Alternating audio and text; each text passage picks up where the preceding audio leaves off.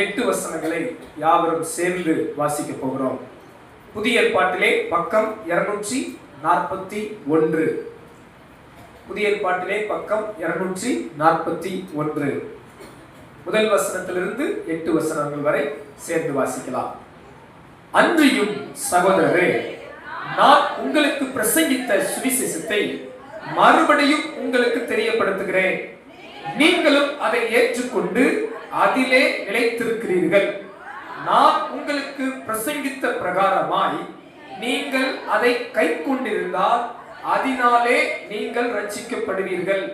மற்றபடி உங்கள் விசுவாசம் விருதாவாயிருக்குமே. நான் அடைந்ததும் உங்களுக்கு பிரதானமாக ஒப்புவித்ததும் என்னவென்றால், கிறிஸ்துவானவர் வேத வாக்கியங்களின்படி நமது பாவங்களுக்காக மரித்து அடக்கம் பண்ணப்பட்டு வேத வாக்கியத்தின்படி 3ஆம் நாளில் உயிர்த்தெழுந்து கேபாவுக்கும் பின்பு 12 தரிசனமானார். அதன் பின்பு அவர் 500 பேருக்கு அதிகமான சகோதரருக்கும் ஒரே வேளையில் தரிசனமானார். அவர்களில் அநேகர் இந்நாள் வரைக்கும் இருக்கிறார்கள், சிலர் மாத்திரம் நித்திரை அடைந்தார்கள். பின்பு யாக்கோபுக்கும் அதன் பின்பு அப்போஸ்தலர் எல்லாருக்கும் தரிசனமானார். எல்லாருக்கும் பின்பு அகால பிறவி போன்ற எனக்கும் தரிசனமானார். ஜெபிப்போம். கண்களை மூடி, ஆண்டவரே, இன்றைக்கு நீர் என்னோடு பேசும். உமது உயிர்த்தெழுதல் நாளில் கொண்டாட வந்திருக்கிற நான் உமது வார்த்தையை கேட்க தாகமா இருக்கிறேன். உமது வசனத்துக்கு வாஞ்சையா இருக்கிறேன். நீர் என்னோடு பேசுகிறவர், நீர் என்னோடு பேசும்படி காத்திருக்கிறேன் என்று எத்தனை பேர் வாஞ்சையோடு இருக்கிறீர்கள்? நமது ஆத்தும தாகத்தை கர்த்தர் திருப்தியாக்குவார். நமது உள்ளங்கள் திறக்கப்படும் என்றால் இன்றைக்கும் ஆண்டவர் நம்மோடு பேச ஆயத்தம் உள்ளவராய் இருக்கிறார். காரணம், அவர் உயிரோடு இருக்கிறார், அவர் ஜீவனோடு இருக்கிறார், அவர் நம்மோடு பேசுகிறவர். ஆண்டவரை கேட்ப, ஆண்டவரே, நாங்கள் ஆண்டவருடைய வார்த்தையை பெற்றுக் கொண்டவர்களாய், உமது வார்த்தையால் பலப்படுத்தப்பட்டவர்களாய் ஆலயத்தை விட்டு கடந்து செல்ல என்னோடு ஒரே ஒரு வார்த்தை பேசும் என்று கேளுங்கள். கர்த்தர் உங்களோடு கூட பேசுவாராக. சர்வ வல்லமையுள்ள நல்ல பிதாவே, உமது குமாரனாய் இயேசுவின் நாமத்தில் வருகிறோம் ஐயா. இன்றும் நீ பேசுகிற தேவனாய் இருக்கிறீர். இன்றும் உமது வசனத்திலே எங்களோடு இடைபடுகிறீர் ஐயா. அடியனை மறைத்து நீர் வெளிப்படும். அடியனுடைய வாயோடு நாவோடு உமது வார்த்தை இருப்பதாக. ஜனங்களுடைய உள்ளங்கள் திறக்கப்படட்டும், கண்கள் பிரகாசம் அடையட்டும், இந்த வார்த்தை உயிர்ப்பிக்கட்டும், ஆசீர்வதிக்கட்டும். இயேசுவின் நாமத்தில் ஜெபிக்கிறேன் நல்ல பிதாவே. ஹல்லேலூயா, ஆமென், ஹல்லேலூயா. நீங்களும் நானும் உயிர்த்தெழுந்த ஆண்டவர் இயேசுவை ஆராதிக்கிறோம். நாம் ஒரு மரித்த வீட்டில் இல்லை, உயிருள்ள தேவன் வீட்டில் இருக்கிறோம். அவர் மரித்தது உண்மை. இயேசு 3ஆம் நாளில் மீண்டும் உயிரோடு எழுந்தது உண்மை. ஆண்டவர் இயேசு தரிசனமாகி சொன்ன வார்த்தை, நான் மரித்தேன், ஆனாலும் சதா காலங்களிலும் உயிரோடு இருக்கிறேன் என்று சொன்னார். அருகாமல் இருக்கவங்களை பார்த்து சொல்லுங்க, நம்ம உயிருள்ள தேவனை ஆராதிக்கிறோம். எத்தனை பேர் விசுவாசமா ஆமென் சொல்றீங்க? அல்லேலூயா. இயேசு உயிர்த்தெழுந்தார் என்பதின் அடையாளம் என்ன? இயேசு உண்மையாகவே உயிர்த்தெழுந்தாரா? சிலருக்கு சில கேள்விகள் இருக்கும். இயேசு உண்மையாகவே உயிர்த்தெழுந்தாரா? இயேசு பிறந்ததை எந்த மனிதனும் மறுக்க முடியாது. ஏனென்றால் உலக பிரகாரமான சரித்திரங்களே கிறிஸ்துவுக்கு முன் கிறிஸ்துவுக்கு பின் என்று பிரிக்கப்பட்டிருக்கிறது. எந்த ஞானியும் எந்த பேதையும் எந்த மார்க்கத்தை சார்ந்தவர்களும் கடவுளே இல்லை என்று சொல்லுகிறவர்களும் கிறிஸ்துவின் பிறப்பை மறுதலிக்க முடியாது, கிறிஸ்துவின் வாழ்வையும் மறுதலிக்க முடியாது. பிறந்தால் ஒரு மனிதன் வாழ்ந்துதான் ஆக வேண்டும். கிறிஸ்துவின் மரணத்தையும் மறுதலிக்க முடியாது. அந்த மரணத்துக்கும் அடையாளங்கள் உண்டு, சரித்திரங்கள் உண்டு. ஆனால் இயேசுவின் உயிர்த்தெழுதல் என்று வரும்போது பலருக்கு சந்தேகங்கள் வரும். இயேசு உண்மையாய் உயிர்த்தெழுந்தாரா? அது எப்படி சாத்தியம்? மருத்துவத்துறையில் ஏற்றுக்கொள்ள முடியாதே, உலகத்தில் ஏற்றுக்கொள்ள முடியாதே என்கிற கேள்விகளும் சந்தேகங்களும் காணப்படலாம். அன்பானவர்களே, என்னோடு கூட சிந்தித்து பாருங்கள். இயேசுவின் பிறப்பு உங்கள் பிறப்பு என் பிறப்பு போல அல்ல. பல 100 ஆண்டுகளுக்கு முன்பு கிறிஸ்து நமக்காக பிறப்பார் என்கிற முன்குறிக்கப்பட்ட தீர்க்கதரிசிகளின் மூலமாய் சொல்லப்பட்ட கன்னியின் வயிற்றில் பிறந்தார் என்று வேதம் சொல்கிறது. நான் வாசித்த வேத பகுதியில் கூட வேதம் அழகாய் வலியுறுத்தின காரியம், வேத வாக்கியத்தின்படி இயேசு பிறந்தார். வேத வாக்கியத்தின்படி இயேசு வாழ்கிறார், வேத வாக்கியத்தின்படி இயேசு மரிக்கிறார், வேத வாக்கியத்தின்படி இயேசு அடக்கம் பண்ணப்பட்டார். அது போலவே வேத வசனத்தின்படியே அவர் 3ஆம் நாளில் உயிரோடு எழுந்தார். கரமையத்துரலிலே சொல்லலாமா? அல்லேலூயா. அவருடைய பிறப்பு, வாழ்வு, மரணம், அடக்கம் பண்ணப்படுதல் எல்லாம் கர்த்தருடைய வார்த்தையின்படி நடந்ததானால் அவருடைய உயிர்த்தெழுதலும் கர்த்தருடைய வார்த்தையின்படி நடந்து தீர்ந்தது. அல்லேலூயா. அப்ப இயேசுவின் உயிர்த்தெழுதலின் அடையாளங்கள் வேத வாக்கியத்தின்படியே இயேசு உயிர்த்தெழுந்தார். ஆண்டவருடைய வார்த்தையின்படியே அது நிறைவேறினது. 3ஆம் நாளிலே இயேசு கல்லறையில் இல்லை. வேதம் சொல்கிறது அவர் இங்கே இல்லை, தாம் சொன்னபடியே உயிர்த்தெழுந்தார். அன்பானவர்களே, எல்லாருடைய கல்லறைகளிலும் அவருடைய சடலங்கள் இருக்கலாம், அந்த சரீரத்தின் பாகங்கள், அவயங்கள் இருக்கும். அந்த கல்லறையில் இவர் சோ என்று இருக்கும். ஆனால் இயேசு வைத்த கல்லறையில் ஒரு வாசகம் உண்டு, அவர் இங்கே இல்லை, அவர் உயிரோடு எழுந்தார். இயேசுவின் சரீரம் அங்கே இல்லை, இயேசுவின் சரீரம் உயிர்ப்பிக்கப்பட்டது. அங்கே வெறுமையான கல்லறை இருக்கிறது. அல்லேலூயா. அங்கே காவலாளிகள் பிரமித்தார்கள், சீசர்கள் பிரமித்தார்கள். கல்லறையில் வந்து பார்த்தால் சடலம் இல்லை, 3 நாளிலே இல்லை. அன்பானவர்களே, இயேசு இருந்த கல்லறை வெறுமையா இருந்தது. அல்லேலூயா. ஒருவேளை அப்படி கூட நம்ம நினைக்கலாம், யாராவது சரீரத்தை தூக்கிட்டு போயிருப்பாங்களே. அன்றைக்கு இருந்தவர்கள் அப்படிதான் சொன்னாங்க, சரீரத்தை தூக்கிட்டு போய்விடுவார்கள் என்றார்கள். அவர் வார்த்தையின்படி உயிர்த்தெழுந்தார், வேத வசனத்தின்படி உயிர்த்தெழுந்தார். கல்லறை வெறுமையான கல்லறையா இருந்தது. அது மட்டுமல்ல, சரீரத்தை ஒழித்து வைத்துவிட்டு அங்கு உயிரோடு எழுந்து விட்டார் என்று கட்டுக்கதைகளை சீசர்கள் சொல்லவில்லை. இயேசுவின் உயிர்த்தெழுதலை கண்ணார கண்டார்கள். இயேசு உயிரோடு இருப்பதை கண்கூடாக எல்லாரும் பார்த்தார்கள். நாம் வாசித்த வேத பகுதிகளில் எத்தனை பேர் பார்த்தார்கள் என்று சொல்லப்பட்டிருக்கிறது? யாராவது சொல்லுங்க பார்க்கலாம். அதிகபட்சம் எத்தனை பேர் பார்த்தாங்களா? 500 பேர் ஒரே வேளையில். அதுவும் எப்படியா? 500 பேர் ஒரே வேளையில் ஆண்டவர் இயேசுவை உயிருள்ளவராய் பார்த்தார்களாம். அல்லேலூயா. ஒரு ஆள் சொன்னா உண்மையா பொய்யா யோசிக்கலாம். 2-3 பேர் சொன்னா நம்ம என்ன நினைப்போம்? வசனமே சொல்லுதுல, 2-3 சாட்சிகளால் காரியங்கள் நிறைவேறப்படும். அப்போ 2 பேர் சொல்லிட்டாங்களா, பரவாயில்ல, அப்ப நம்புவோம், நம்ம நம்புவோம். அப்ப இயேசுவின் உயிர்த்தெழுதலை கண்கூடாக சுமார் 500 பேர் ஒரே வேளையில் பார்த்தார்களாம். அவர் ஜீவன் உள்ளவராக இருக்கிறார், உயிரோடு இருக்கிறார், பேசினார், உறவாடினார், தொட்டார்கள், சாப்பிட்டார்கள்.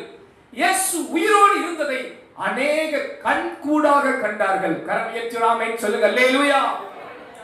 அது மட்டும் இல்ல அன்பானவர்களே, இயேசு உயிரோடு இருக்கிறார் என்ற நம்பிக்கையிலே பலர் தங்கள் ஜீவனையே கொடுத்தார்கள்.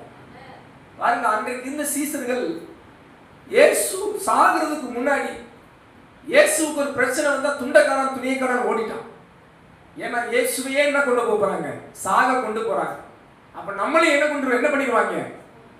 அவரை தூக்கி சிலுவையில் அடிச்ச மாதிரி நம்மளையும் தூக்கி என்ன பண்ணிடுவான்? அடிச்சால் அடிச்சுவான் பயந்துக்கிட்டு ஓடுவான். ஆனா இயேசு உயிரோடு பார்த்த பின்னாடி இப்ப சீசர்களுக்கு என்ன வருது தெரியுமா? ஒரு தைரியம் வருது. நீ சிலுவையில என்னை அடிச்சாலும் அடி, என்னை கொண்டாலும் கொண்டு போடு. ஏன் என்றால் என் மீட்பர் உயிரோடு இருக்கிறது போல, என் ஆண்டவர் உயிரோடு இருக்கிறது போல, என் இரட்சகர் உயிரோடு இருக்கிறது போல நானும் உயிரோடு கூட வருவேன். ஹalleluya. பாருங்க, ஆதி சீசர்கள் எதை நிமித்தம் உபத்திரப்பட்டார்கள் தெரியுமா? இயேசுவின் உயிர்த்தெழுதலை குறித்து சொன்னது நிமித்தம். அன்றைக்கு இருந்த ரோம படை, வேதபாரகர், பரிசேயர்கள் இயேசுவை துன்பப்படுத்திய, கொலை செய்து அடக்கம் பண்ணி விட்டார்கள். ஆனா இப்ப மறுபடியும் சீசர்கள் எழுப்பி சொல்றாங்க, அப்பா நீ கொலை செஞ்ச, அடக்கம் பண்ணின, ஆனாலும் இன்றைக்கு அவர் உயிரோடு இருக்கிறார். நீங்க கலங்கிட்டாங்க. ஐயோ, அந்த ஒரு ஆள் இருக்கும் போதே அவர் பண்ணின காரியமே நமக்கு ஒரு மாதிரி ஆயிடுச்சு. செத்த காரியம் முடிச்சுன்னு பார்த்தா செத்த ஆளு இப்ப எப்படி இருக்கிறான்னு சொல்றாங்க எல்லாரும். உயிரோடு இருக்கின்றானே அப்படின்னு நடுங்கிட்டான். சீசர்கள் எல்லாம் ஒரு வழி பண்ணி பிடிச்சு ஜெயில போட்டு, இனி நீ இயேசுவை பேசாத, இயேசுவை குறித்து சொல்லாத.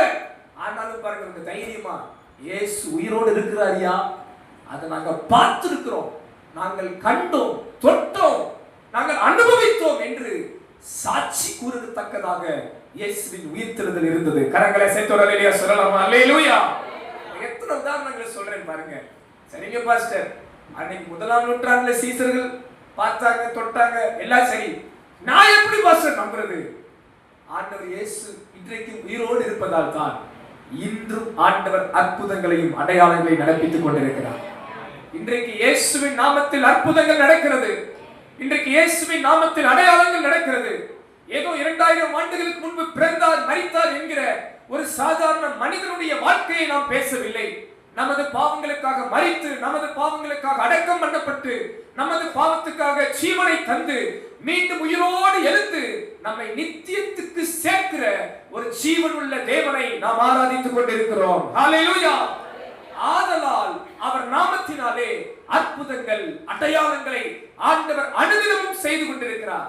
இன்றைக்கு நான் தாழ்மையா சொல்கிறேன், உங்க வாழ்விலும் இயேசுவின் நாமத்திலே அற்புதங்கள் நடக்கும், அடையாளங்கள் நடக்கும், மாற்றங்கள் உண்டாகும், மறுரூபங்கள் உண்டாகும், விடுதலைகள் உண்டாகும். என் தேவனால் கூடாத காரியம் ஒன்றுமில்லை. அவரால் செய்யக்கூடாத அதிசயமான காரியம் ஒன்றுமில்லை. என் நாமத்தினாலே எவைகளை கேட்பீர்களோ அவைகள் நடக்கும் என்று இயேசு வாக்கு கொடுத்தார். ஆண்டவர் நாமத்திலே இன்றும் அற்புதங்களும் அடையாளங்களும் நடந்து கொண்டே இருக்கிறது. இயேசுவால் எல்லாம் கூடும்.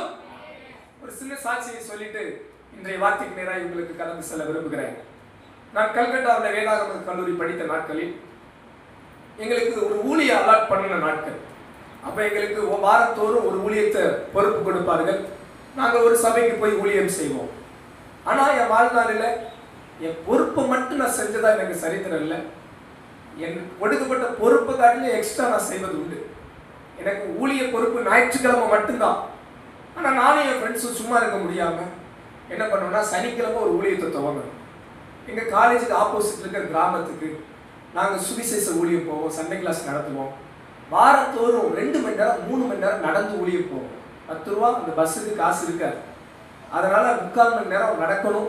ஒரு முறை ரிட்டர்ன் வர்றதுக்கு 3/4 மணி நேரம் நடக்கும். இப்படி போய் தான் ஊழியம் செஞ்சோம். மற்ற அநேக பிள்ளைகள் வர ஆரம்பித்தாங்க. உட்காந்து நடத்துறதுக்கு ஒரு இடம் இல்லை. ரோட்டில் தான் வச்சு நடத்திக்கிட்டு இருந்தோம்.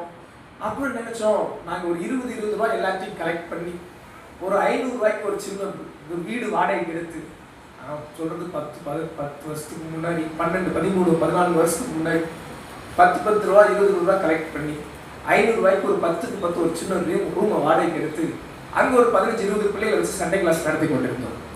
அப்போ பாருங்க, அதில் ஒரு சின்ன பொண்ணு வருவா. எனக்கு பேரில் நாமளும் மறந்துட்டேன்.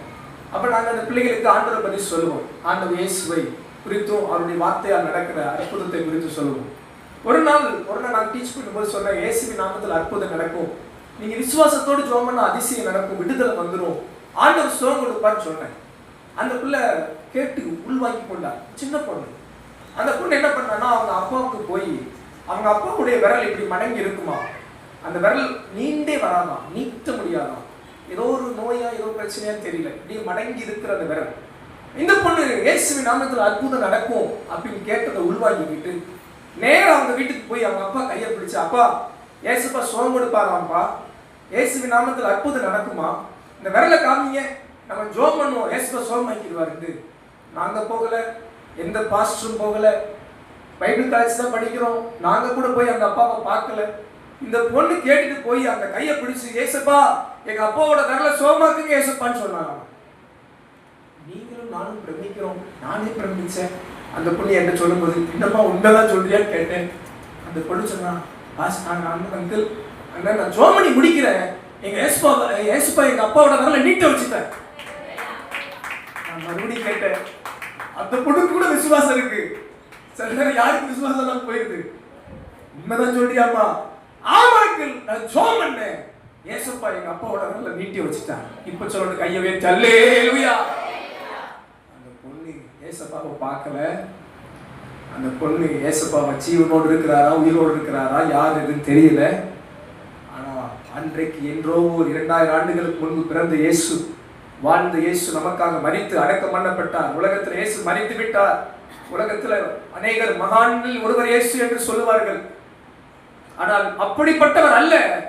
இன்றும் அவர் ஜீவனோடு மெய்யான தேவனாய் இருக்கிறபடியால் அற்புதங்களையும் அடையாளங்களையும் நடப்பிக்கிறார் என்பதை சிறு பிள்ளையின் விசுவாசம் உள்ள ஜெபத்திலே ஆண்டவர் வெளிப்படுத்திக் கொண்டிருக்கிறார். ஹல்லேலூயா. இன்றைக்கு உங்களை பார்த்து தாழ்மையை சொல்லுகிறேன், உங்க வாழ்விலும் ஆண்டவர் அற்புதங்களையும் அடையாளங்களையும் நடப்பிக்க ஒரு ஜீவனுள்ள தேவனாய் இருக்கிறார். அவரை தொழுது கொள்ளுகிற, அவரை ஆராதிக்கிற, அவரை விசுவாசிக்கிற, அவரை நம்பி இருக்கிற ஒரு பிள்ளைகளையும் அவர் ஒரு நாளும் ஒருபோதும் கைவிடாத தகப்பனாய் இருக்கிறார். அல்லேலூயா. இந்த காலை நேரத்திலே உயிர்த்தெழுந்த இயேசு தமது சீசர்களிடத்தில் எதை எதிர்பார்க்கிறார் என்கிற தலைப்பின் கீழே ஒரு சில வார்த்தைகளை உங்கள் முன் சொல்லி உங்களை ஆசீர்வதித்து ஜெபிக்க விரும்புகிறேன். உயிர்த்தெழுந்த இயேசு தமது சீசர்களிடத்தில் எதை எதிர்பார்த்தார்? நீங்களும் நானும் இயேசுவின் சீசர்களாய் இருக்கிறோம். நீங்கள் இந்த ஆலயத்தில் இருப்பது அவருடைய பிள்ளை என்கிற ஸ்தானத்தை காண்பிக்கிறது. நீங்கள் இயேசுவை முழு மனதோடு விசுவாசிக்கிறவர்களானால் நீங்கள் இயேசுவின் பிள்ளைகளாய் இருக்கிறீர்கள், தேவனுடைய பிள்ளைகளாய் இருக்கிறீர்கள், இயேசுவின் சீசர்களாய் இருக்கிறீர்கள். அன்றைக்கு இயேசு உயிரோடு வந்து தமது சீசர்களிடத்திலே சொன்ன சில காரியங்களை உங்கள் முன் காண்பிக்க விரும்புகிறேன். முதலாவது ஒரு காரியம், லூக்கா எழுதின சுவிசேஷம் 24ஆம் அதிகாரம் 36ஆம் வசனத்தை யாராவது வாசிக்கலாம்? லூக்கா 24:36. இவைகளை குறித்து அவர்கள் பேசிக் கொண்டிருக்கையில் இயேசு தாமே அவர்கள் நடுவில் நின்று உங்களுக்கு சமாதானம் என்றார். கரம் உயர்த்தி ஆமென் சொல்லுங்கள். ஹல்லேலூயா. முதலாவது ஒரு காரியம், ஆண்டவர் இயேசு உயிரோடு எழுந்த பின்பு தமது சீசர்களை சந்தித்தார். சந்தித்த போது அவர்களிடத்தில் ஆண்டவர் சொன்ன எதிர்பார்த்த ஒரு காரியம், உங்களுக்கு சமாதானம் என்றார். முதல் காரியம், சீசர்கள் சமாதானமாய் இருக்க வேண்டும் என்று ஆண்டவர் இயேசு எதிர்பார்த்தார். அருகாமையில் இருக்கவங்களை பார்த்து சொல்லுங்க, நீங்களும் நானும் சமாதானமாய் இருக்க வேண்டும் என்று இயேசு எதிர்பார்க்கிறார். அல்லேலூயா. இன்னைக்கு நம்ம கொஞ்சம் நல்லா இருக்கிறோம், நல்லா ஃப்ரீயா இருக்கிறோம், நல்லா வேலை பார்க்கிறோம், சம்பாதிக்கிறோம், நல்லா சாப்பிட்டு இன்னைக்கு சந்தோஷமா வந்து ஆண்டவரை நல்லா ஆண்டவர் உயிரோடு எழுந்துட்டான்னு ஆராதிக்கிறோம். ஆனா அன்னைக்கு சீசர்கள் அப்படி இல்லை. ஆண்டவரையே சிலுவையில் அடிச்சு 3 நாள் தான் ஆகுது. விட்டா இந்த 11 சீசர்களையும் தூக்கி என்ன பண்ணியிருப்பாங்க? கிடைச்சா சிலுவையில் அடிக்கவும் அந்த அதிகாரங்கள்லாம் ரெடியா இருந்த நாட்கள். வெளியே வந்து நான் தான் இயேசுவின் சீசன் சொல்றதுக்கே பயந்த நாட்கள். பேதுரு பாருங்க, ஆண்டவரை பார்த்து நான் பேதுருன்னு சொல்லவே பயந்த நாட்கள். எல்லாம் பயந்து கலங்கி, என்ன ஆச்சு, ஏது ஆச்சு, என்ன நடக்கும், எதிர்காலம் எப்படி இருக்கும், குரு இறந்துட்டார், ரபி இறந்துட்டார், நம்மை நடத்தி வந்த போதகர் மரித்து போய்விட்டார், என்ன செய்வது என்று புரியல. மறுபடியும் வலை எடுத்துட்டு கடலுக்கு போவோமா வேணாமா, என்ன செய்யறது, எதிர்காலம் எப்படி இருக்கும் என்ற பயம், கேள்விக்குறி. மறுபடியும் வெளியே பார்த்தா நம்மள இயேசுவின் சீசர்கள் இவர்களாம் சொல்லி நம்மளை பிடிச்சிருவாங்களா என்ற கலக்கங்கள். திடீர்னு பார்த்தா இயேசு உயிரோடு எழுந்துட்டா வேற சொல்றாங்க. எதை நம்புறது, எதை நம்ப கூடாது, தத்தளிப்பு நிறைந்த சூழல். இயேசு அவர்கள் நடுவே இறங்கி வருகிறார். ஆண்டவர் சொல்லுகிறார், உங்களுக்கு சமாதானம் உண்டாவதாக. அல்லேலூயா. இந்த காலை நேரத்தில் அன்பானவர்களே, உங்க வாழ்வில் சில போராட்டங்களும் கலக்கங்களும் சூழ்ந்திருக்கலாம். நீங்கள் அறிந்தோ அறியாமலோ சில பிரச்சனைகள் உங்க வாழ்க்கையில நெருக்கி இருக்கலாம். அவர்கள் கலங்கி பயந்தார்கள். சில சூழல்கள் உங்களை பயமுறுத்தி கொண்டிருக்கலாம். குடும்ப சூழல்கள், எதிர்கால சூழல்கள், வாழ்வின் சூழல்கள் உங்களை தடுமாற பண்ணி கொண்டே இருக்கலாம். ஆனால் ஆண்டவர் நாமத்துல உங்களை பார்த்து சொல்லுகிறேன், உயிர்த்தெழுந்த இயேசுவின் விருப்பம் நமது சீசர்கள் எப்போதும் சமாதானத்தோடு வாழ வேண்டும். உலகம் கொடுக்கிற பிரகாரமாய் அல்ல, என்னுடைய சமாதானத்தையே உங்களுக்கு வைத்து போகிறேன் என்றார். அன்பானவர்களே, இந்த உலகத்துல உபத்திரவம் உண்டு, பாடுகள் உண்டு, வேதனை உண்டு, கஷ்டங்கள் உண்டு. எல்லா மனுஷருக்கும் நேரிடுகிற சோதனை தான் உங்களுக்கு எனக்கும். எல்லாருக்கும் மழை பெஞ்சா நமக்கு மழை பெய்யும், எல்லாருக்கும் புயல்னா நமக்கு புயல், எல்லாருக்கும் கொரோனா வர்ற சூழல், கொள்ளை நோய் பரவச்சுன்னா நாமும் அதுக்குள்ளதான் கடந்து போறோம். ஆனாலும் தேவன் நமக்கு ஒரு சமாதானத்தை வைத்திருக்கிறார். பக்கத்துல பார்த்து சொல்றோம், உங்க வாழ்க்கையில என்ன நடந்தாலும் உங்க உள்ளத்துல சமாதானம் மட்டும் குறையக்கூடாது. எத்தனை பேர் ஆமென் சொல்றீங்க? அல்லேலூயா. காற்று வீசட்டும், கடல் பொங்கட்டும், என் உள்ள எப்படி இருக்கணும்? சமாதானமா இருக்கணும். ஏனென்றால் ஆண்டவர் நமக்கு கொடுக்கிற ஒரு பெரிய ஆசீர்வாதம் சமாதான பிரபு நம்மோடு இருப்பதின் அடையாளம் என்ன? நம்ம சமாதானமா இருக்கிறோமா? அல்லேலூயா. ஆண்டவர் தமது சீசர்களை பார்த்து சொல்றார், பயந்து கலங்கி தடுமாறி இருந்தவர்களை பார்த்து உங்களுக்கு சமாதானம் என்றார். இந்த காலையிலும் உங்களை நான் அந்த வார்த்தையை சொல்லிதான் ஆசீர்வதிக்கிறேன். இயேசு நம் நடுவே வந்தாலும் அவர் முதல்ல இந்த வார்த்தையை தான் சொல்லுவாரோ என்று நானும் விசுவாசிக்கிறேன். உங்களுக்கு சமாதானம். ஒருவேளை நீங்க சில சங்கடங்களோடு நீங்க இருக்கலாம், சமாதான குறைவோடு இருக்கலாம்.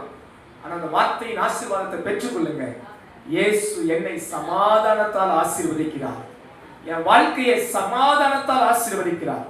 ஒருவேளை உங்களுக்கு பணக்குறைவு இருக்கலாம், ஒருவேளை சரீர பலவீனங்கள் குறைவா இருக்கலாம், இல்ல உங்களுக்கு நண்பர்கள் உறவுகள் இல்லை என்ற குறைவு இருக்கலாம். ஆனால் சமாதான குறைவு இந்த காலையில் உங்களுக்கு இருக்கக்கூடாது. ஆண்டவர் உங்களை சமாதானத்தால் ஆசீர்வதிக்க விரும்புகிறார். எத்தனை பேர் ஆமென் சொல்ல முடியும்? அல்லேலூயா.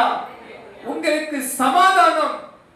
ஆண்டவரே, அன்பானவர்களே, ஆண்டவர் இயேசு உங்க குடும்பங்களுக்குள் சமாதானத்தை கொடுப்பார், உங்க வாழ்க்கையில சமாதானத்தை கொடுப்பார், உங்க எதிர்காலங்களும் சமாதானமா இருக்கும்.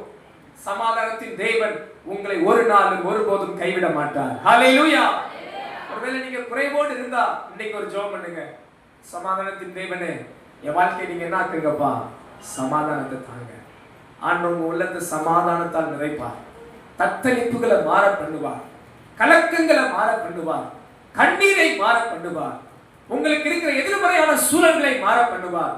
உங்க வாழ்விலே சமாதானத்தின் தேவன் இருப்பதை நீங்கள் உணர்வீர்கள், பார்ப்பீர்கள். அந்த சமாதானம் உங்களை என்றென்றும் நடத்தும். நீங்கள் சமாதானத்தின் பிள்ளைகள்.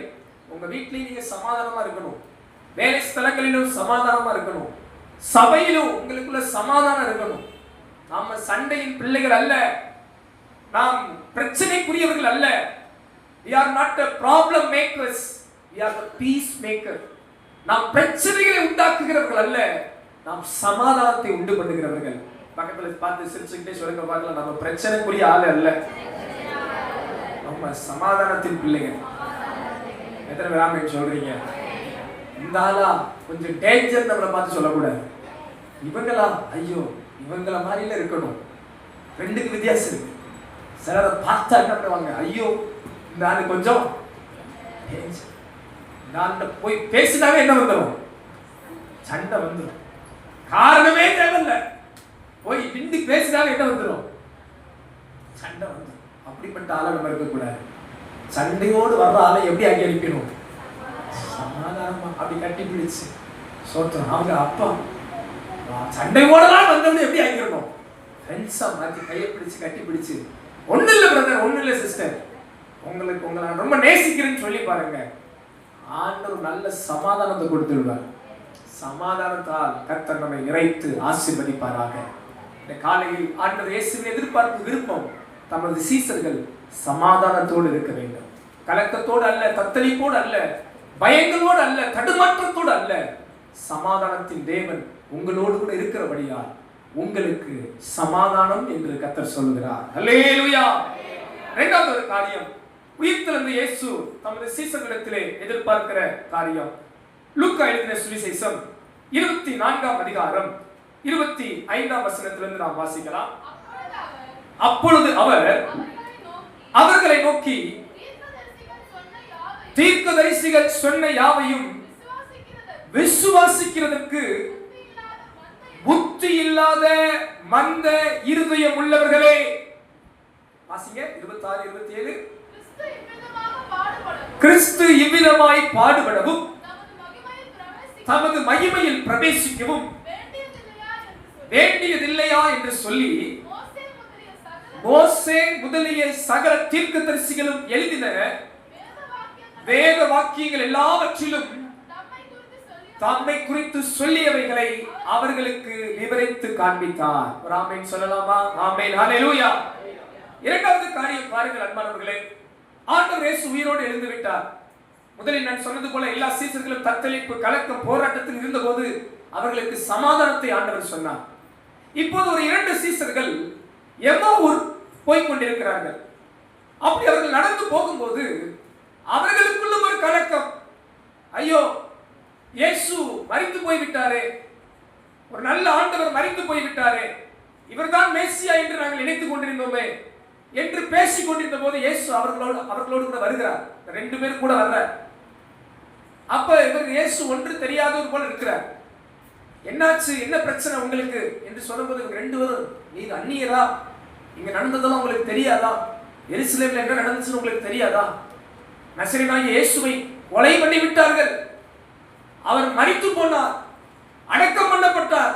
காலையில் அவர் சரீரத்தை காணோம் என்று சொல்கிறார்கள். என்ன நடக்குதுன்னே தெரியல. சில நேரம் பாருங்க, ஊர்ல ஏதாவது நடந்தா நம்ம சொல்லுவோம்ல, தெரியல, அந்த வீட்டுல அந்த தெரியல, ஐயோ அப்படின்ற மாதிரி இந்த ரெண்டு பேரும் இயேசு கிட்ட என்ன பண்றாங்க, என்ன நினைச்சுன்னு தெரியல, அப்படி ஆகும் இப்படி ஆகும்னு சொல்றாங்க. இயேசுவை தான் நாங்க நம்பி இருந்தோம், இவர் தான் மேசியா, எங்களை காப்பாத்துவார், இவர் ரட்சகரா இருப்பார் அப்படி நாங்க நினைச்சுக்கிட்டு இருந்தோம். இவருக்கு எப்படி ஆயிடுச்சு சோத்திரம் அப்படின்னு புலம்பிக்கு இருக்கும்போது ஆண்டவர் என்ன சொல்றாரு பாருங்க. அப்பொழுது இயேசு சொல்றார் அவர்களை நோக்கி, தீர்க்கதரிசிகள் சொன்ன யாவையும் விசுவாசிக்கிறதற்கு புத்தி இல்லாத மந்த இருதயம் உள்ளவர்களே, கிறிஸ்து இவ்விதமாய் பாடுபடவும் தமது மகிமையில் பிரவேசிக்கவும் வேண்டியதில்லையா என்று சொல்லி மோசே முதலிய சகல தீர்க்கதரிசிகளும் எழுதின வேத வாக்கியங்கள் எல்லாவற்றிலும் இயேசுவை குறித்து சொல்லிய காரியங்களை அவர்களுக்கு விவரித்து சொல்றார். கரமையத்திரலையா சொல்லுங்க அல்லேலூயா. இரண்டாவது, ஆண்டவர் இயேசுவின் எதிர்பார்ப்பு விருப்பம் என்ன? உயிர்த்தெழுந்த இயேசு தமது சீசர்களிடத்தில் எதை எதிர்பார்த்தார்? சீசர்கள் சத்தியத்தை அறிய வேண்டும் என்று எதிர்பார்த்தார். அன்பானவர்களே, அன்றைக்கு எம்மாவூர் சீசர்கள் வாழ்க்கையில் நடந்ததெல்லாம் அறிந்திருந்தார்கள், உலகத்தில் நடக்கிறதையெல்லாம் அறிந்திருந்தார்கள். ஆனால் வேத வசனத்தின் சத்தியத்தை அறியாதிருந்தார்கள். மீண்டும் நான் சொல்றேன், கவனிங்க. இந்த எம்மாவூர் சீசர்களுக்கு உலக சங்கதிகள் எல்லாம் நல்லா தெரிஞ்சிருந்துச்சு. எருசலேம்ல என்ன நடந்துச்சு, ஊர்ல என்ன நடந்துச்சு, உலகத்துல என்ன நடக்குது, இது எல்லாம் நல்லா தெரியுது. தெருவில் என்ன நடக்குது, என்ன சொல்றாங்க, இது எல்லாம் நல்லா புரிஞ்சிச்சு. வேத வசனத்தை புரிந்து கொள்ள, தெரிந்து கொள்ள, தெளிவு கொள்ள மனதில்லாது இருந்தார்கள். ஆதலால் இயேசு சொல்கிறார், மோசே முதற்கொண்டு சகல தீர்க்கதரிசிகளும் இயேசுவை குறித்து சொல்லிய வசனங்களை அவர்களுக்கு விவரித்து காண்பித்தார். இவைகளெல்லாம் நீங்கள் அறியவில்லையா என்று அவர்களை கண்டிக்கத்தக்க அளவுக்கு சொன்னார். இந்த காலை நேரத்தில் அன்பான விசுவாச குடும்பத்தாரே, உங்களையும் பார்த்து உயிர்த்தெழுந்த ஆண்டவர் இயேசு எதிர்பார்க்கிற எதிர்பார்ப்பு என்னவாக இருக்கும் என்று நான் நினைக்கிறேன் என்றால், அன்பின் சீசர்கள் நாம் எல்லாரும் வேதத்தின் சத்தியத்தை சரியாய் அறிந்து கொள்ள வேண்டும் என்று ஆண்டவர் எதிர்பார்க்கிறார். அல்லேலூயா. பக்கத்துல இருக்கவங்க கையை பிடிச்சு கேளுங்க, நீங்க நல்ல சத்தியத்தை அறிஞ்சிருக்கிறீங்களா? அல்லேலூயா. எங்க ட்ரெஸ் வாங்கலாம் பாஸ்டர்? அங்க ஒரு கடை இருக்கு, இங்க ஒரு கடை இருக்கு, அந்த தெருவுக்கு போனா விலை கம்மியா இருக்கும், இந்த தெருவுக்கு போனா விலை கம்மியா இருக்கும், அதெல்லாம் தெரியும். வேற எங்க செப்பல் வாங்கலாம் நல்லா தெரியும். வேற நீங்களே சொல்லிட்டீங்கன்னா நல்லா இருக்கும். எங்க சாப்பாடு வாங்கலாம் நல்லா தெரியும். எங்க தங்க வாங்கலாம், உலகத்துல எல்லா விவரமும் நமக்கு அத்துப்படி. ஒன்னை விட்டு வைக்க மாட்டோம். எந்த ஸ்கூல்ல சேர்க்கலாம், எந்த ஸ்கூல்ல சேர்க்க கூடாது, என்ன படிக்கலாம், எல்லாம் பிரில்லியன்ட். பக்கத்துல பசங்க, நீங்க ரொம்ப பிரில்லியன்ட். சோத்ரா அல்லேலூயா. ஆமாவா இல்லைங்களா? உலக சங்கதிகளுக்கெல்லாம் நம்மளை விட்டா உலகத்தையே வித்து என்ன பண்ணிடுவோம், பட்டா கொடுக்குறோம். ஆனா ஆண்டவர் இயேசுவை பத்தி ஒரு 4 வார்த்தை சொல்லுங்கன்னா, இயேசுவா கொஞ்சம் கவனிங்க. யாரையாவது கூப்பிட்டு மைக்கு கொடுத்து ஆண்டவர் இயேசு பத்தி 4 வார்த்தை சொல்லுங்க. இயேசு தானே, இயேசுவியா பத்தி ஃபர்ஸ்ட். ஆமாப்பா இயேசுவை பத்தி தான் சொல்லுப்பா. ஆண்டவர் இயேசு, ஆமா பாஸ்டர் ஆண்டவர் இயேசு. இயேசுவை பத்தி 4 வார்த்தை சொல்லுகிட்டா என்ன வராது. ஆனா ஊர் உலக கதை சங்கதி எல்லாம் தெரியும். விட்டா உலகத்துல இருக்க எல்லா ரகசியமும் தெரியும். டொனால்ட் ட்ரம்புக்கு தெரியுதோ இல்லையோ, நம்மளுக்கு எல்லாம் தெரியும். அடுத்து என்ன நடக்க போகுது, பாம்பு போடுறதா இல்லையா பாஸ்டர், உங்களுக்கு எல்லாம் பேட்டரி தெரிய மாட்டேங்குது, பாருங்க அடுத்து பாருங்க, நாளைக்கு பாருங்க. எப்ப நாளைக்கு என்ன நடக்கும் எனக்கு தெரியல, சொல்லு பாருங்க கேட்பேன். இது எல்லாம் தெரியும். ஆனா சத்தியத்தை குறித்த தெளிவு புரிதல், வேத வசனத்தை குறித்த தெளிவும் புரிதலும் நமக்கு எவ்வளவு இருக்கு. ஆண்டவர் இயேசு உயிர்த்தெழுந்த பின்பு அவங்ககிட்ட அதை பத்திலாம் டிஸ்கஸ் பண்ணல, மற்ற காரியத்தெல்லாம் டிஸ்கஸ் பண்ணல. வேதபரர் என்ன சொன்னான், பரிசேயர் என்ன சொன்னான், ரோம படையில என்ன பேசுறாங்க, இதை குறித்து டிஸ்கஸ் பண்ணல. உலக சங்கதிகளை குறித்து ரொம்ப டிஸ்கஸ் பண்ணல. வாசனை என்ன சொல்லுது, இந்த சத்தியத்தை நீங்க இன்னும் உணரலையா, தெரியலையா, புரியலையா, மோசே சொல்லிய தீர்க்க தரிசனங்களில் ஆகமங்களில் நீங்க வாசித்தீங்களே, இதெல்லாம் நடக்க வேண்டும் என்று சொல்லி இருக்கிறதே, இதை அறியவில்லையா என்று இயேசு தமது சீசர்களை பார்த்து கேட்கிறார். இந்த காலை நேரத்தில் உயிர்த்தெழுந்த இயேசு நம்ம மத்தியில வந்தார்னா, நான் நினைக்கிற ஆண்டவருடைய எதிர்பார்ப்போம், அவரது பிள்ளைகள், அவரது சீசர்களாகிய நாம் அவரை குறித்ததான சத்தியத்தை நாம் எவ்வளவு அறிந்திருக்கிறோம் என்கிறதை அவர் காண விரும்புவார் என்று நான் நினைக்கிறேன். கரம் ஏத்துராமே சொல்லுங்க அல்லேலூயா. இயேசுவை அறிகிற அறிவிலே, சத்தியத்தை அறிகிற அறிவிலே நாம் ஒவ்வொரு நாளும் பெருக ஆண்டவர் கிருபை தருவாராக. ஏதோ சர்ச்சுக்கு வந்தோம், ஞாயிற்றுக்கிழமை கடமை முடிஞ்சிச்சு, இன்னைக்கு கண்டிப்பா எல்லா வீட்லயும் பிரியாணி இருக்கும்னு நினைக்கிறேன். பக்கத்துல 10 கிலோ பிரியாணியா?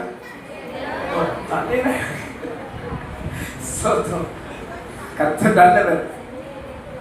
அடித்து புசியுங்கள், இந்த வசனத்தையும் கொஞ்சம் புசியுங்கள், மறந்துடாதீங்க. இந்த வேதமே நமக்கு உணவு, தேனிலும் தெளிந்தேனிலும் மதுரமானது. சத்தியத்தை அறிகிற அறிவிலே வளர ஆண்டவர் கிருபை தருவாராக. இயேசுவை எவ்வளவு அறிந்திருக்கிறோம், இயேசுவை குறித்து எவ்வளவு தெரிந்திருக்கிறோம், வேதத்தை குறித்து எவ்வளவு உணர்ந்திருக்கிறோம், புரிந்திருக்கிறோம். ஆண்டவர் நமக்கு ஒரு கிருபை தருவாராக. என் கண்களை வெளிச்சமாக்கும் ஆண்டவரே, உமது வேதத்தின் மகத்துவங்களை பார்க்கும்படி என் கண்களை திறந்தருளும் ஆண்டவரே. எத்தனை பேர் கண்ணு பைபிளை பார்க்க திறந்திருக்கு, மீதி எல்லாத்தையும் பார்க்க நம்ம கண்டு பிரைட்டா இருக்கு. செல்ல பார்த்தா 3 மணி நேரம் கூட கண்ணு அசைக்காம செல்லு பார்க்கிறோம். பைபிளை பார்த்தா 3 நிமிஷத்துல ஸ்லீப்பிங் டோஸ் சாப்பிட்ட மாதிரி இருக்கு. என்ன காரணம்? கர்த்தர் நமது கண்களை திறந்தருளுவாராக. வேதத்தின் மகத்துவங்களை பார்க்கும்படி, சத்தியத்தை அறியும்படி ஆண்டவர் நமது கண்களை திறந்தருளுவாராக. உயிர்த்தெழுந்த இயேசுவின் விருப்பம் அதுதான். நீங்களும் நானும் அவரை குறித்ததான சத்தியத்தை, வேத சத்தியத்தை சரியாய் அறிந்து கொள்ள, உணர்ந்து கொள்ள ஆண்டவர் விரும்புகிறார். அல்லேலூயா. அன்பானவர்களே, இது நமக்கு தேவை. இது ஒரு பெரிய ஆசீர்வாதம்.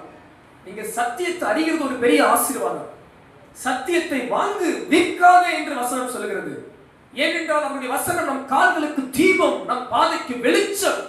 நாம் இருளில் செல்லாதபடி, நாம் பள்ளத்தாக்கில் விழுந்து விடாதபடி, நாம் பொல்லாப்பில் கண்ணிகளில் மாட்டிக்கொள்ளாதபடி இந்த வெளிச்சமே நம்மை காக்கும்.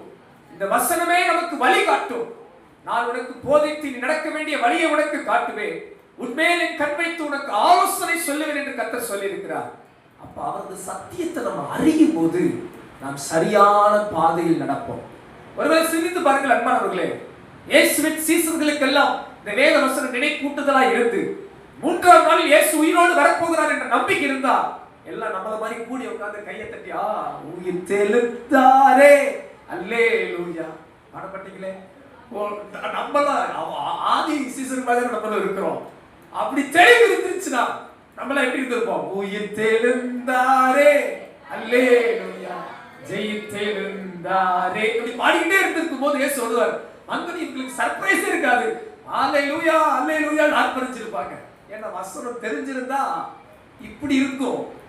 தெரியாததுனால எல்லாம் குசு குசு பேசிக்கிட்டு இருக்கிறான். அடுத்த நடக்கும், அடுத்த நடக்கும், எங்க போறது, எப்படி போறது, நிற்போமா வாழ்வோமா பிழைப்போமா, இருக்கிறோமா மாட்டோமா, என்ன செய்யலாம், தத்தளிச்சுக்கிட்டு தடுமாறிக்கிட்டு இருக்கிறான். அன்பானவர்களே, நமது வாழ்க்கையிலும் சரியா வேத சத்தியம் அறியலைன்னா நாமும் தடுமாறி கொண்டிருப்போம், நாமும் தத்தளித்துக் கொண்டிருப்போம், வழி தெரியாமல் அலைந்து கொண்டிருப்போம். இன்றைக்கு அநேக தவறான உபதேசங்கள் தீவிரித்திருக்கிற காலத்தின் நடுவே சத்தியத்தை பற்றி கொண்டு, வசனத்தை பிடித்துக் கொண்டு இந்த உலகத்திலே சுடர்களை போல பிரகாசிக்க ஆண்டவர் இயேசு விரும்புகிறார். உயிர்த்தெழுந்த இயேசுவின் விருப்பம் அவரை குறித்ததான சத்தியத்தை சரியாய் அறிந்து கொள்ளுங்கள். வேதத்தை தினந்தோறும் வாசியுங்கள். வேதத்திலிருந்து வசனங்களை எடுத்துக் கொள்ளுங்கள், ஆராய்ந்து பாருங்கள், வசனத்திலே ஊன்ற கட்டப்படுங்கள். இல்லைன்னா யாரோ ஒருத்தவங்க வந்து ஏதாவது சொன்னாங்கன்னா நீங்க அவங்க சொல்றாங்க கேட்டு போயிடுவீங்க. யாரோ ஒருத்தவங்க வந்து சொல்றாங்க, ஏதோ ஒன்று சொல்றாங்கன்னா இது உண்மையா இருக்குமோ, அது உண்மையா இருக்குமோ, அப்படி இருக்குமோ, இப்படி இருக்குமோ என்று நீங்கள் விசுவாசத்திலே அலைந்து திரிகிறவர்களாய் காணப்படுவீர்கள். ஆனால் ஆண்டவர் இயேசுவின் விருப்பம் நீங்களும் நானும் அந்த வேத சத்தியத்தை சரியாய் அறிந்து கொள்ள ஆண்டவர் விரும்புகிறார். அப்படி செய்வோம் சொல்றவங்கள கரம் ஏத்துறாங்க சொல்லலாமா? அல்லேலூயா. ஆண்டவர் இயேசு பாருங்கள் 40 நாளளவும் தம்மை உயிரோடு இருக்கிறவர்களாய் காண்பித்து என்ன பேசினார் தெரியுமா? அப்போஸ்தலர் நடபடிகள் 1ஆம் அதிகாரம் 3ஆம் வசனத்தை மட்டும் வாசிங்க. அப்போஸ்தலர் நடவடிக்கைகள் 1ஆம் அதிகாரம் 3ஆம் வசனம். அவர் பாடுபட்ட பின்பு 40 நாளளவும் அப்போஸ்தலர்களுக்கு தரிசனமாகி, நன்றாய் அந்த வார்த்தையை அடிக்கொண்டிட்டுக் கொள்ளுங்கள். அப்போஸ்தலர்களுக்கு இயேசு தரிசனமாகி என்ன பேசினார்? தேவனுடைய ராஜ்யத்துக்குரியவைகளை அவர்களுடனே பேசி அநேகம் தெளிவான திருஷ்டாந்தங்களினாலே அவர்களுக்கு தம்மை உயிரோடு இருக்கிறவராக காண்பித்தார். ஒரு ஆமென் சொல்லுங்க. அல்லேலூயா. ஆண்டவர் இயேசு உயிரோடு வந்து எதை குறித்து பேசினார்? தேவனுடைய ராஜ்யத்துக்குரியவைகளை, சத்திய வசனத்தின் காரியங்களை குறித்து தமது சீசர்களோடு பேசினார். அப்ப இரண்டாவது காரியம், உயிர்த்தெழுந்த இயேசுவின் எதிர்பார்ப்பு, விருப்பம் என்னவென்றால் தமது சீசர்கள் சத்தியத்தை அறிந்திருக்க வேண்டும். எத்தனை பேர் நீங்களும் நானும் சத்தியத்தை அறிய வேண்டும் என்று விரும்புறீங்க? கையை உயர்த்தி அல்லேலூயா சொல்லலாமா? அல்லேலூயா. மூன்றாவது கடைசி காரியம் எடுத்து வாசிக்கலாம். மத்தேயு எழுதின சுவிசேஷம் 28ஆம் அதிகாரம் 18, 19, 20 வசனங்கள். அப்பொழுது இயேசு சமீபத்தில் வந்து அவர்களை நோக்கி, வானத்திலும் பூமியிலும் சகல அதிகாரமும் எனக்கு கொடுக்கப்பட்டிருக்கிறது. இந்த 2 வசனங்களை எல்லாரும் சேர்ந்து வாசிக்கலாமே. ஒரு அருமையான வசனம். என்னோடு கூட எல்லாரும் திருப்பிக் கொள்ளுங்கள். மத்தேயு சுவிசேஷம் 28ஆம் அதிகாரம் 19, 20 இந்த வசனத்தை சேர்ந்து வாசிக்கலாம். பக்கம் 47, புதிய ஏற்பாட்டிலே பக்கம் 47 சேர்ந்து வாசிக்கலாம். ஆகையால் நீங்கள் புறப்பட்டு போய் சகல ஜாதிகளையும் சீசராக்கி, பிதா குமாரன் பரிசுத்தாவின் நாமத்தினாலே அவர்களுக்கு ஞானஸ்நானம் கொடுத்து, நான் உங்களுக்கு கட்டளையிட்ட யாவையும் அவர்கள் கைக்கொள்ளும்படி அவர்களுக்கு உபதேசம் பண்ணுங்கள். இதோ உலகத்தின் முடிவு பரியந்தம் சகல நாட்களிலும் நான் உங்களுடனே கூட இருக்கிறேன் என்றார். ஆமென். அல்லேலூயா. உயிர்த்தெழுந்த இயேசுவின் எதிர்பார்ப்பு என்ன? முதல் காரியம் பார்த்தோம், சீசர்கள் சமாதானமா இருக்க வேண்டும். இரண்டாம் காரியம் பார்த்தோம், சீசர்கள் சத்தியத்தை அறிய வேண்டும். மூன்றாவது காரியம் பார்க்கிறோம், ஆண்டவர் இயேசு உயிரோடு உள்ளவராய் 40 நாள் தம்மை காண்பித்து விட்டு இப்போது பரத்துக்கு செல்ல போகிறார். நமது சீசர்கள் எல்லாம் வர வைத்தார். உங்களை எல்லாம் கூட வர வச்சிருக்கிற மாதிரி எல்லாரையும் வர வச்சுட்டார். வர வச்சுட்டு சொல்கிறார், இந்த வானத்திலும் பூமியிலும் சகல அதிகாரம் எனக்கு கொடுக்கப்பட்டிருக்கிறது. ஆகையால் இப்ப நீங்க செய்ய வேண்டிய ஒண்ணு இருக்கு. நீங்கள் புறப்பட்டு போய் சகல ஜாதியாரையும் சீசராக்குங்கள். சகல ஜனங்களுக்கும் சுவிசேஷத்தை சொல்லுங்கள். சகல ஜனங்களும் ரட்சிப்படையும்படி இலவசமாய் பெற்றவை இலவசமாய் கொடுங்கள். நான் உங்களுக்கு உபதேசித்தவைகளை அவர்கள் கைக்கொள்ளும்படி செய்யுங்கள். அவர்களுக்கு ஞானஸ்தானம் கொடுங்கள் என்று கட்டளை இருக்கிறார். கரம் உயர்த்தி அல்லேலூயா சொல்லுங்க. அல்லேலூயா. மூன்றாவது காரியம், உயிர்த்தெழுந்த இயேசுவின் எதிர்பார்ப்பு என்ன? தமது சீசர்கள் சுவிசேஷம் அறிவிக்க வேண்டும் என்று ஆண்டவர் இயேசு எதிர்பார்க்கிறார்.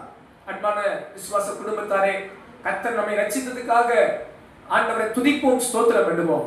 ஆண்டவர் நமக்கு கொடுத்த இந்த விலையேறப்பட்ட ரட்சிப்புக்காக கர்த்தருக்கு மகிமைகளை கனத்தை செலுத்துவோம். ஆனால் மறந்து விடாதிருங்கள், ஆண்டவர் நமக்கு கிருபையாய் கொடுத்த அந்த ரட்சிப்பு, தயவாய் நமக்கு கிடைத்த இந்த பெரிய ஆசீர்வாதம் இன்னும் கிடைக்காமல் அநேக பேர் இருக்கிறார்கள். இன்னும் மரணத்தின் பாதையில் அநேகர் சென்று கொண்டிருக்கிறார்கள். இன்னும் ஜீவனின் பாதைக்கு வராதவர்கள் பெருங்கூட்ட ஜனங்கள் இருக்கிறார்கள். ஒவ்வொரு நாளும் பாவங்களிலும் சாபங்களிலும் அக்கிரமங்களிலும் தீமைகளிலும் அழிந்து கொண்டிருக்கிற ஒரு பெருக்கூட்டம் இருக்கிறது. இன்றைக்கு நமக்குள் இருக்கிற இந்த சந்தோஷம் அநேகருக்கு இல்லை, ஒரு மகிழ்ச்சி இல்லை. அநேகர் இன்னும் கண்ணீரோடு இருக்கிறார்கள். பலருக்கு தூக்கமே வருவதில்லை. நான் பலரை சந்திக்கும் போது அவங்க சொல்ற காரியம் கேட்கும் போது, எல்லாருக்கும் பணம் இருக்கும், சரீர சுகம் இருக்கும், எல்லாருக்கும் சொல்றாங்க, பாஸ்டர் எங்களுக்கு தூக்கமே வர்றதில்லை, எங்களுக்கு தூக்கம் வர்றதில்லை. என்னையெல்லாம் கேட்டா விட்டா நான் தூங்கிடுவேன். சோத்திரம். நம்மளெல்லாம் எப்படி விட்டா தூங்கிடும், நல்லா தூங்கிடுவோம். நல்லா விட்டா தூக்குவேன்னு சொல்றவங்கள வரையிலே சொல்லுங்க பாருங்க. நான் பாக்கியமா நான் நீங்க எல்லாம் சோத்திரம். கண்டிப்பா உங்களை விட மாட்டேன். 6ஆம் மணி வரைக்கும் தூங்காம இருக்கணும். அல்லேலூயா. சரி பாருங்க, நம்மள நல்ல ஆண்டு ஆசீர்வதிச்சு எவ்வளவு சமாதானம் தந்திருக்கிறாங்க, எவ்வளவு சந்தோஷம் கொடுத்திருக்கிறாங்க. உங்களெல்லாம் பார்க்கும்போது பல பல ட்ரெஸ் எல்லாம் போட்டு அப்பா சோத்திரம். வர்றப்ப எத்தனை பேர் உலகத்தான் சொல்லுவாங்கல்ல, எல்லாம் உங்களை தான் பார்த்துருப்பாங்கன்னு நினைக்கிறேன். பக்கத்தில் பார்த்து எல்லாம் உங்களை தான் பார்த்தாங்க போல. சோத்திரம். அல்லேலூயா. இவ்வளவு கர்த்தர் நம்மளை ஆசீர்வாதமா வச்சிருக்கிறார்.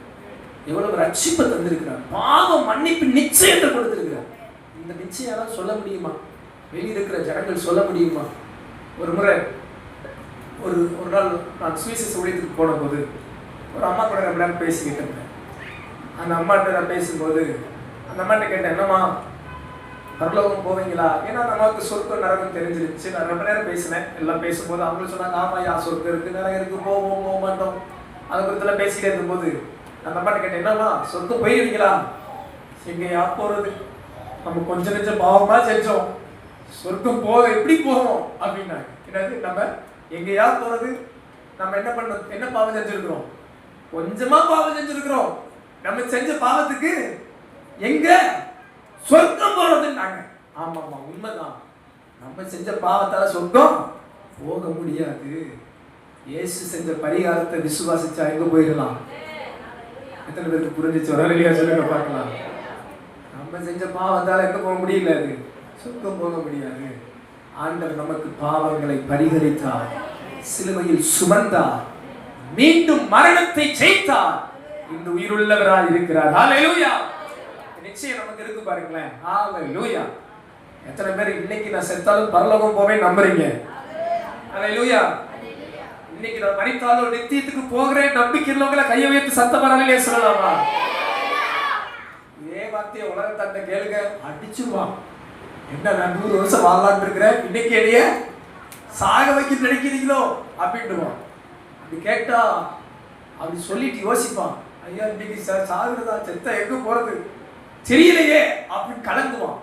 ஆனா உண்மையா ரசிக்கப்பட்ட பிள்ளைகிட்ட கேளுங்க, இந்த கேள்வியை சந்தோஷமா சிரிச்சுக்கிட்டு சொல்லுவாங்க, ஆமா இன்னைக்கு செத்தாலும் எங்க போய்வேன். உங்களுக்கு இந்த நம்பிக்கை இல்லையோ? ஹல்லேலூயா! இந்த நிச்சயம் இல்லாமல் அநேக ஆயிரமான ஆத்மாக்கள் இருக்கிறார்.